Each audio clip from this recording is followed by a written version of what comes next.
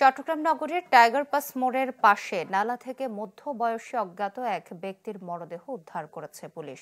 শুক্রবার সকালে CNG filling স্টেশনের পাশের নালাতে মরদেহটি পড়ে থাকতে দেখে স্থানীয়রা। পরে 999-এ কল দিলে খুলশী থানা থেকে পুলিশ এসে মরদেহটি উদ্ধার করে। ধারণা করা হচ্ছে কয়েকদিন আগে নগরীর অন্য কোথাও মারা যেতে পারে অজ্ঞাত এই ব্যক্তি, যা সকালের বৃষ্টিতে ডালার স্রোতে ভেসে আসে। মরদেহটি উদ্ধার করে চট্টগ্রাম মেডিকেলের মর্গে পাঠায় পুলিশ। সকাল 10টার পরে দেখছি যেখানে একটা লাশ পড়ে আছে, এরপর আর বলতে পারি না।